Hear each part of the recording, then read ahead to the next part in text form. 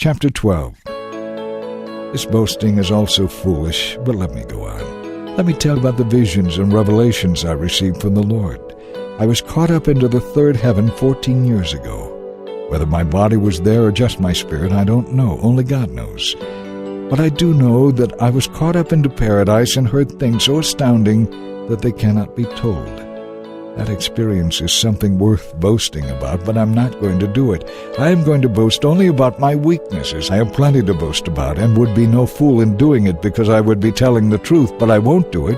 I don't want anyone to think more highly of me than what they can actually see in my life and my message, even though I have received wonderful revelations from God. But to keep me from getting puffed up, I was given a thorn in my flesh, a messenger from Satan to torment me and keep me from getting proud. 3 different times I begged the Lord to take it away. Each time he said, "My gracious favor is all you need.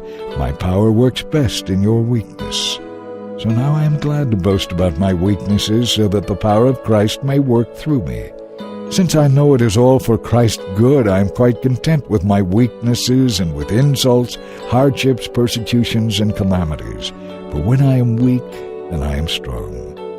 You have made me act like a fool boasting like this. You ought to be writing commendation for me, for I am not at all inferior to these super apostles, even though I am nothing at all. When I was with you, I certainly gave you every proof that I am truly an apostle sent to you by God himself. For I patiently did many signs and wonders and miracles among you. The only thing I didn't do, which I do in the other churches, was to become a burden to you. Please forgive me for this wrong. Now I am coming to you for the 3rd time, and I will not be a burden to you. I don't want what you have, I want you. And anyway, little children don't pay for their parents' food. It's the other way around. Parents supply food for their children. I will gladly spend myself and all I have for your spiritual good, even though it seems that the more I love you, the less you love me. Some of you admit I was not a burden to you, but they still think I was sneaky and took advantage of you by trickery. But how? Did any of the men I sent to you take advantage of you? When I urged Titus to visit you and sent our other brother with him, did Titus take advantage of you? No, of course not.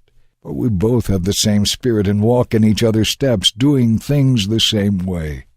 Perhaps you think we are saying all this just to defend ourselves. That isn't it at all. We tell you this as Christ's servants, and we know that God is listening.